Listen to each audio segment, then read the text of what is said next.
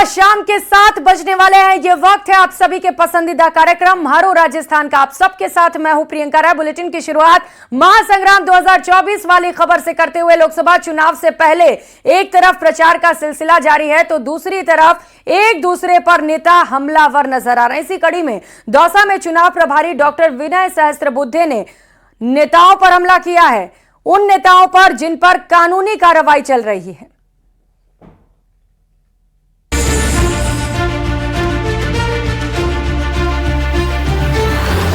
चुनाव से पहले तमाम दल जीत की रणनीति बना रहे हैं। इसी कड़ी में बीजेपी प्रदेश चुनाव प्रभारी डॉक्टर विनय सहस्त्रबुद्धे दौसा पहुंचे, जहां कैबिनेट मंत्री किरोड़ीलाल मीणा समेत कई नेताओं ने उनका स्वागत किया। प्रदेश चुनाव प्रभारी डॉक्टर विनय सहस्त्रबुद्धे ने एक निजी होटल में बीजेपी नेताओं के साथ बैठक ली। इस मौके पर विपक्ष पर निशाना साधते हुए विनय सहस्त्रबुद्धे ने कहा कि बीजेपी विकास के नाम पर वोट मांगती है, न कि समाज बांटकर। चुनाव, हर किसी चुनाव को चुनौती मानने वाली हमारी पार्टी है और हम जनता को जाकर अपनी चीज़ों को बताने के आधार पर लोक शिक्षण प्रबोधन करके वोट बटोरते हैं। समाज को बांटकर वोट बटोरने वाली वोट बैंक की पॉलिटिक्स हमारी नहीं है और इसलिए हम परिश्रम करते हैं और लोगों को हर समय जाकर मिलकर अपनी बात को बताते हैं। चुनावी मौसम है तो नेताओं में एक दूसरे के खिलाफ बयानबाजी आम होती है। ऐसे में चूरू से कांग्रेस प्रत्याशी राहुल कस्वा की नामांकन रैली को लेकर राजेंद्र राठौर ने उन पर हमला बोला है। उनका कहना है कि राहुल कस्वा को व्यक्तिगत टिप्पणी करने से बचना चाहिए। साथ ही उन्होंने कांग्रेस छोड़कर जाने वाले नेताओं के बहाने भी कांग्रेस पर तंज कसा। पहली बार मैं देख रहा हूँ कि उम्मीदवार खुद कहे कि हम चुनाव लड़ना नहीं चाहते। सेनापति पहले से युद्ध में उतरने से पहले अपने हथियार डाल रहे हैं, चाहे जयपुर हो, चाहे झुंझुनू हो, चाहे राजसमंद हो, सब जगह यही हालत है। बड़े नेता जानबूझकर बचना चाहते हैं चुनाव से, इन सारी बातों को करेंगे। चुनाव से पहले एक दूसरे की खामियों को जनता के सामने लाने सियासी दलों की चुनावी रणनीति का हिस्सा होता है। बहरहाल अब जनता किसकी खामियों और किसकी हासियों पर गौर कर मतदान करती है, ये देखने वाली बात होगी। Bureau report, news 18 Rajasthan. और पूर्व सीएम अशोक गहलोत ने एक बार फिर से बीजेपी पर बड़ा हमला बोला है। उन्होंने कहा कि देश में इस समय सबसे ज्यादा करप्शन है और इस करप्शन को छिपाने के लिए जांच एजेंसियों को खुली छूट दी गई है। साथ ही उन्होंने कहा कि विपक्ष के नेताओं को टारगेट किया जा रहा है। सुनिए। खुद के ऊपर, आपकी पार्टी पर, आपके नेताओं पर करप्शन का आरोप लग रहे हैं। जितना करप्शन अभी हो रहा है देश के अंदर, इनकम टैक्स में हो चाहे वो कोई विभाग में हो, इतिहास में कभी नहीं हुआ है। और उसको छिपाने के लिए ये उनको खुली छूट दी हुई सरकार की। सरकार को मालूम है नेताओं को भयंकर करप्शन हो रहा है सब जगह, पर उनको छिपाने के लिए मोदी ने इशू बना रखा है करप्शन का। नेताओं जो विपक्ष के हैं उनके बना रखा है। इनकी पोल खुल जाती जब ये लेते हैं वहाँ पर अपनी पार्टी में। अजीत पवार को ले लो या और किसी को ले लो तो वॉशिंग मशीन लगी हुई है, धुल जाते हैं वो वापस वित्त मंत्री बन जाते हैं, पार्टी वित्त मंत्री बन जाते हैं, डिप्टी सीएम बन जाते हैं। तो लोकसभा चुनाव को लेकर भारतीय जनता पार्टी ने दामोदर अग्रवाल को भीलवाड़ा लोकसभा का उम्मीदवार बनाकर उन पर भरोसा जताया है। वहीं कार्यकर्ताओं में भी इसे लेकर जबरदस्त उत्साह है, खुशी की लहर है। जगह जगह पर दामोदर अग्रवाल का स्वागत किया जा रहा है। परिचितों ने आतिशबाजी करते हुए फूलों की माला पहनाकर बधाई दी। इस दौरान भीलवाड़ा लोकसभा बीजेपी प्रत्याशी से बात की हमारे संवाददाता राहुल कौशिक ने। सुनिए क्या कुछ कहा।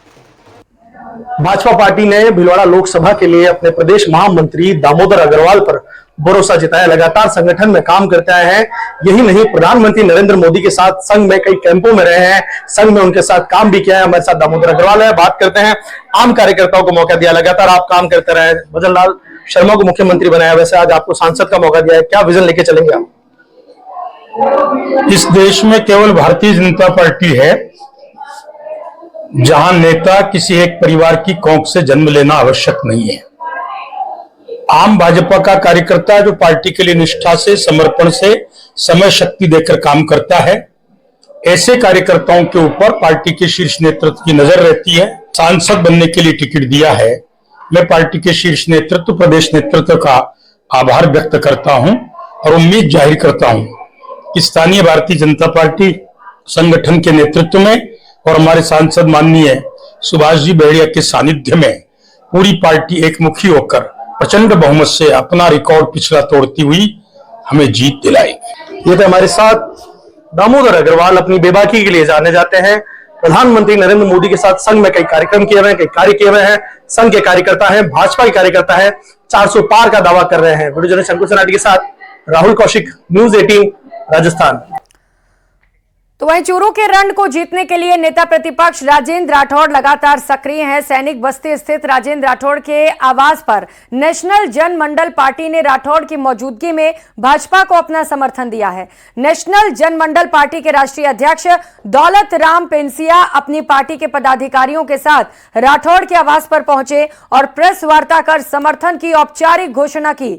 पूर्व नेता प्रतिपक्ष राजेंद्र राठौड़, बीजेपी जिलाध्यक्ष बसंत शर्मा, चूरू विधायक हरलाल सहारण सहित बीजेपी पदाधिकारियों ने नेशनल जनमंडल पार्टी के नेताओं का स्वागत किया। इस मौके पर दौलत राम पेंसिया ने कहा कि वो बीजेपी के साथ मिलकर काम करेंगे।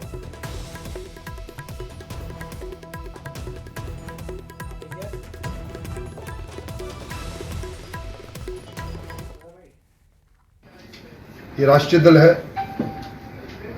कल आपकी मुलाकात प्रदेश के मुख्यमंत्री भजनलाल जी शर्मा से हुई और पूरा विचार विमर्श करने के पश्चात आपने अपने पूरी राष्ट्रीय कार्यकारिणी के साथ बैठक करके आपकी कार्यकारिणी के राष्ट्रीय महामंत्री सहित पदाधिकारी उपस्थित है।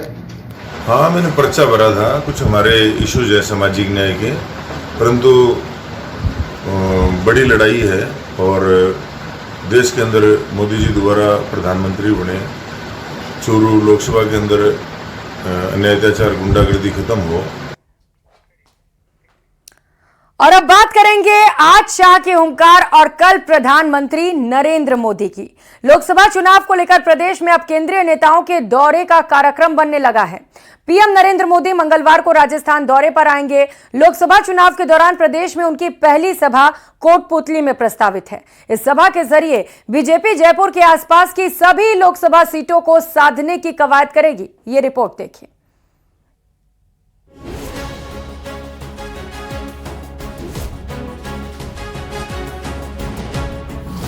मंगलवार को कोटपुतली दौरे पर रहेंगे पीएम मोदी। पीएम के दौरे से पहले प्रशासन अलर्ट। कोटपुतली के सरकारी कॉलेज में पीएम की जनसभा।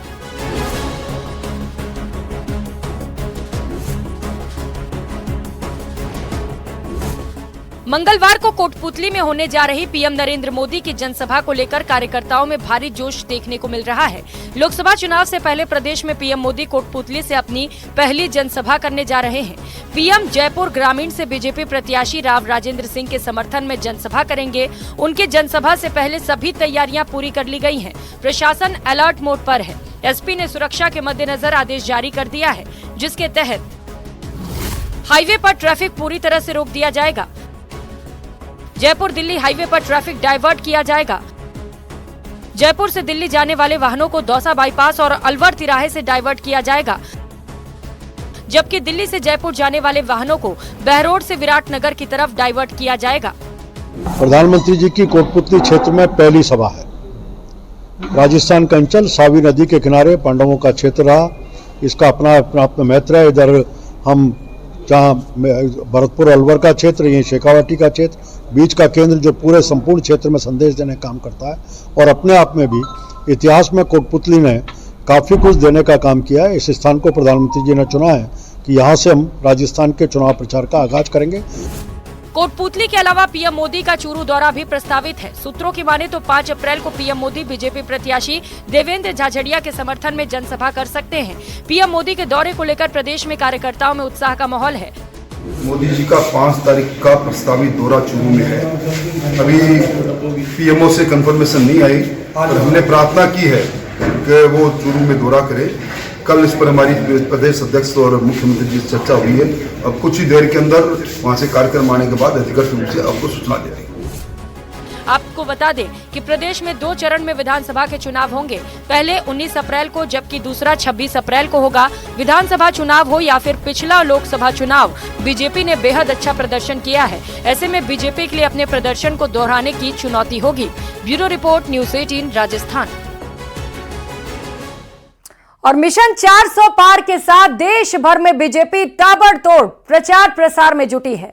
वहीं प्रदेश में मिशन 25 को लेकर बीजेपी का शीर्ष नेतृत्व भी पूरी तरह से एक्टिव है। कल सीकर में देश के गृह मंत्री अमित शाह ने रोड शो किया और आज जोधपुर में इंडिया गठबंधन पर निशाना साधा और तीसरी बार मोदी सरकार के संकल्प को साकार करने में जनता का आशीर्वाद भी मांगा। ये रिपोर्ट देखिए।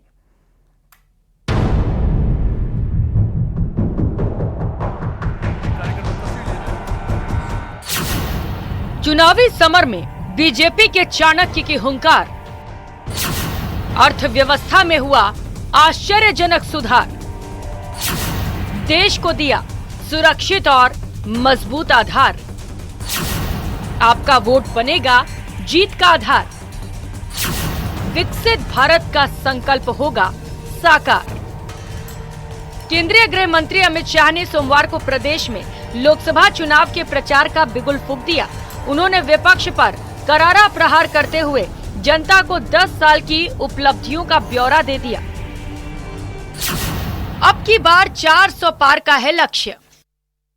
400 से ज्यादा सीटें एनडीए जीतेगी और 370 से ज्यादा सीटें भारतीय जनता पार्टी जीतेगी। कार्यकर्ताओं के दम पर जीते जाते हैं चुनाव।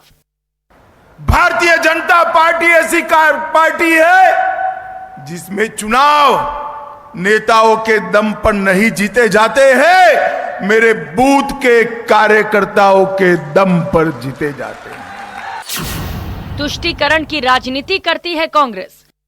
अंधकार कर सोनिया मनमोहन ने रख दिया था। 2014 में देश और राजस्थान की जनता ने मोदी जी को प्रधानमंत्री बनाने का काम किया और 10 साल में मोदी जी ने देश के अंदर हर क्षेत्र में परिवर्तन लाने का काम किया है।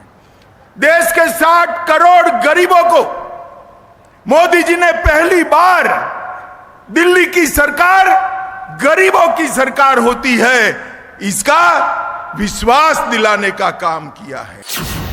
घर में घुसकर आतंकवादियों को मारा। 10 साल मनमोहन सिंह की सरकार थी, आए दिन बम धमाके होते थे। ये पाकिस्तान से आलिया मालिया जमालिया आकर बम धमाके कर कर भाग जाते थे, कोई ठौर ठिकाना नहीं था। मोदी जी आए, ये पाकिस्तान के आतंकवादियों को लगा अब भी कर सकते हैं, गलती कर दी। उरी और पुलवामा में बम धमाके करे, हमारे सेना और सीआरपीएफ के जवानों पर हमला किया। उनको मालूम नहीं था ये नरेंद्र मोदी की भारतीय जनता पार्टी की सरकार है। इकोनॉमी में 11 से 5 नंबर पर पहुंचा देश। ये अर्थशास्त्री मनमोहन सिंह 11वें नंबर पर फ्रीज कर कर बैठ गए थे और कहते थे हमारी सिद्धि है, 11वें से 12वें नंबर पर नहीं गए। और मोदी जी प्रधानमंत्री बनने के बाद 10 साल में 11वें नंबर से अर्थतंत्र को 5वें नंबर पर लाने का काम नरेंद्र मोदी जी ने किया। मोदी की गारंटी समझाने आया हूं। दुनिया भर में भारत को मैन्युफैक्चरिंग का हब बनाने का काम, स्टार्टअप का भंडार डालने का काम, देश भर में से हर रोज हजारों की संख्या में पेटेंट रजिस्टर हो रहे हैं और युवाओं को नई नई नौकरियां मिली है। भाई और बहनों, हमने इंफ्रास्ट्रक्चर के लिए ढेर सारे काम किए। हर सप्ताह 10 साल में हर सप्ताह एक नई यूनिवर्सिटी खोलने का काम नरेंद्र मोदी जी ने किया है। धारा 370 हटाया। कश्मीर में धारा 370 डाल कर गए थे, जिससे कश्मीर हमेशा भारत का हिस्सा नहीं बन पाया। मोदी जी ने, सब लोग मानते थे कि धारा 370 हट नहीं सकती। मुझे बताओ भाई और बहनों, ये कश्मीर किसका है? जोर से बोलो, किसका है? धारा 370 हटनी चाहिए थी या नहीं हटनी चाहिए थी? राम मंदिर का संकल्प हुआ साकार। कब राम जन्मभूमि में अयोध्या में भव्य रामलला का मंदिर बने। 70 साल से एक कांग्रेस पार्टी रामलला के जन्मस्थान पर मंदिर के मुद्दे को अटका रही थी। अंग्रेजों के जमाने के कानूनों में बदलाव। अंग्रेजों के कानून बदल दिए। 100 साल पुरानी पार्लियामेंट बदली। हमने नक्सलवाद और उग्रवाद को, आतंकवाद को उखाड़कर फेंकने का काम किया। इस बार हैट्रिक जोरदार। 25 की 25 सीटें राजस्थान की जनता ने मोदी जी को दी थी। 2019 में वोट प्रतिशत 61% हुआ और फिर 25 की 25 सीटें दी। और ये सब करने के बाद मोदी जी फिर से आए हैं इस वक्त 70% वोट के साथ 25 की 25 सीटें जीतकर हैट्रिक लगानी है। जोधपुर वर्षों से राजनीतिक वर्चस्व के लिए युद्ध का मैदान रहा है, जहां कांग्रेस और बीजेपी के बीच रस्साकशी देखने को मिलती है। राजस्थान की राजनीति के दिग्गज पूर्व मुख्यमंत्री अशोक गहलोत इस सीट से 5 बार जीत चुके हैं। ऐतिहासिक रूप से कांग्रेस का गढ़ होने के बावजूद बीजेपी ने महत्वपूर्ण बढ़त हासिल की है और 5 बार जीत हासिल की है, जबकि निर्दलीय उम्मीदवारों ने 4 बार सीट जीती है। बीजेपी ने लगातार तीसरी बार गजेंद्र सिंह शेखावत को मैदान में उतारा है, जबकि कांग्रेस ने करण सिंह उचियारडा पर भरोसा जताया है। ऐसा ही नजारा लोकसभा चुनाव 2014 के वक्त भी देखने को मिला था। उस वक्त भी राजपूत के सामने राजपूत प्रत्याशी को उतारा गया था, लेकिन मोदी लहर के चलते कांग्रेस की और पूर्व राज परिवार की सदस्य चंद्रेश कुमारी चुनाव हार गई थी। इसके बाद लोकसभा चुनाव 2019 में पूर्व मुख्यमंत्री अशोक गहलोत के बेटे वैभव गहलोत ने गजेंद्र सिंह शेखावत के सामने चुनाव लड़ा था, लेकिन गजेंद्र सिंह शेखावत ने उन्हें भी करीब 3.25 लाख मतों से हरा दिया था। लेकिन अब फिर से शेखावत के सामने राजपूत प्रत्याशी को खड़ा किया गया है। अब देखना है कि जनता इस बार किसे चुनती है। Bureau report, news 18 Rajasthan.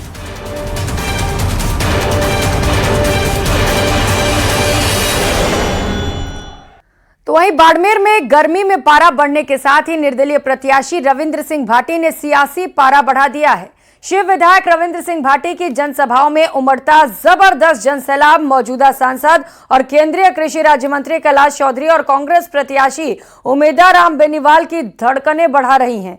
Ravindra Singh Bhati 4 तारीख को अपना नामांकन दाखिल करेंगे। रविंद्र सिंह भाटी लगातार लोगों से जनसंवाद कर रहे हैं और वोट की अपील कर रहे हैं। बाड़मेर लोकसभा सीट से इस बार त्रिकोणीय मुकाबला देखने को मिल सकता है। देखो नाड़ा तो आंतरा खड़ा हुआ है। उधर राजसमंद से कांग्रेस के प्रत्याशी डॉक्टर दामोदर गुर्जर का नाथद्वारा पहुंचने पर कांग्रेस कार्यकर्ताओं ने प्रभु श्रीनाथ जी की तस्वीर भेंटकर स्वागत किया। इसके बाद कांग्रेस नेताओं और कार्यकर्ताओं के साथ व्यापारियों से मुलाकात कर जन समर्थन मांगा। दामोदर गुर्जर ने कहा कि पार्टी ने सोच विचार कर और रणनीति के तहत ही भीलवाड़ा से टिकट बदलकर उनको राजसमंद भेजा है। वो पार्टी के सच्चे सिपाही हैं, तो वहीं बीजेपी पर परिवारवाद को लेकर निशाना भी साधा। परिवारवाद के खिलाफ बोलते हैं और मैं आपको जो अभी टिकट अब तक वितरण हुआ है बता सकता हूं कि 50 से ज्यादा टिकट ऐसे हैं बीजेपी के जो परिवार को दिए गए हैं और पहले से भी ऐसे चला आ रहा है। मैं किसी पर्टिकुलर का नाम तो नहीं लेना चाहता। और परिवारवाद कौन कितना कर रहा है ये आप जान सकते हैं।